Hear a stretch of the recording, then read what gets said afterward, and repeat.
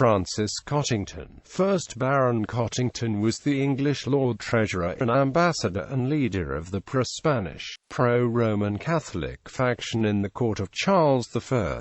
Life. He was the fourth son of Philip Cottington of Godmanston in Somersetshire. According to Hall, his mother was Jane, daughter of Thomas Byfleet, but according to Clarendon, a Stafford nearly allied to Sir Edward Stafford, through whom he was recommended to Sir Charles Cornwallis, ambassador to the court of Philip III of Spain, becoming a member of his suite and acting as English agent on the latter's recall from 1609 to 1611.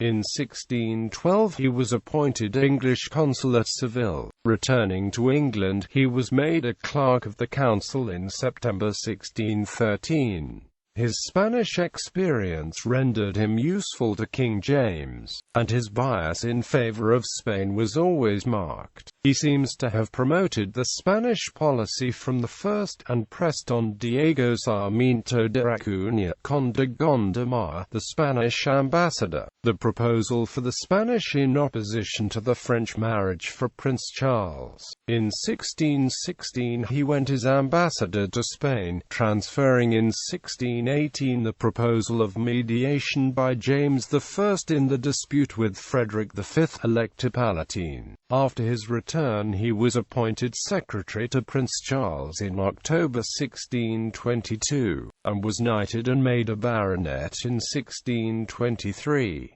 He strongly disapproved of the prince's expedition to Spain, as an adventure likely to upset the whole policy of marriage and alliance, but was overruled and chosen to accompany him. His opposition greatly incensed George Villiers, 1st Duke of Buckingham, and still more his perseverance in the Spanish policy after the failure of the expedition, and on Charles I's accession, Cottington was through his means dismissed from all his employments and forbidden to appear at court. The Duke's assassination, however, enabled him to return. He was a Roman Catholic, at least at heart, becoming a member of the Communion in 1623, returning to Protestantism, and again declaring himself a Roman Catholic in 1636, and supporting the cause of the Roman Catholics in England. On the 12th of November 1628 he was made a Privy Councillor, and in March 1629 appointed Chancellor of the Exchequer. In the autumn he was again sent as ambassador to Spain. He signed the peace treaty of the 5th of November 1630, and subsequently a secret agreement arranging for the partition of the Dutch Republic between Spain and England in return for the restoration of the Palatinate. On the 10th of July 1631 he was created Baron Cottington of Hanworth in Middlesex. In March 1635 he was appointed Master of the Court of Wards and Liveries, and his exactions in this office added greatly to the unpopularity of the government. He was also appointed a Commissioner for the Treasury, together with William Laud, and a fierce rivalry sprang up between the two men. However, in the personal encounters Cottington nearly always had the advantage, because he practiced great reserve and possessed great powers of self-command, an extraordinary talent for dissembling, and a fund of humor. Laud completely lacked these qualities, and although really possessing much greater influence with Charles, he was often embarrassed and sometimes exposed to ridicule by his opponent. The aim of Cottington's ambition was the place of Lord Treasurer, but Laud finally triumphed and secured it for his own nominee, Bishop Juxon. When Cottington became no more a leader but meddled with his particular duties only,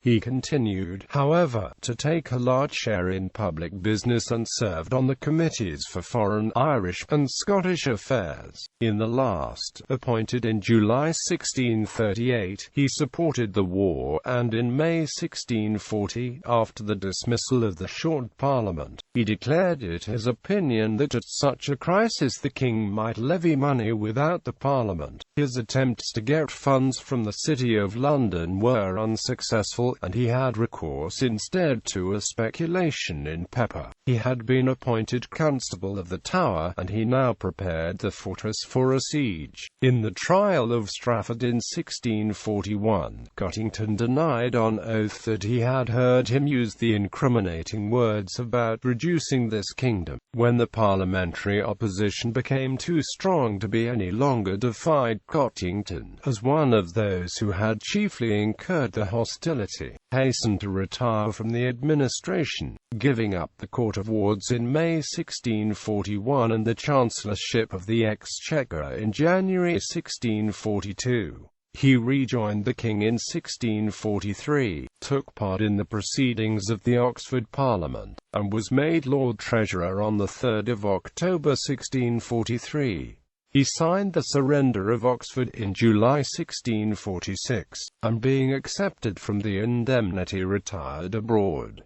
He joined Prince Charles at The Hague in 1648, and became one of his councillors. In 1649, together with Edward Hyde, Cottington went on a mission to Spain to obtain help for the royal cause. Having an interview with Cardinal Mazarin at Paris on the way, they met, however, with an extremely ill reception, and Cottington found he had completely lost his popularity at the Spanish court, one cause being his shortcomings and waverings in the matter of religion. He now announced his intention of remaining in Spain and of keeping faithful to Roman Catholicism, and took up his residence at Valladolid, where he was maintained by the Jesuits.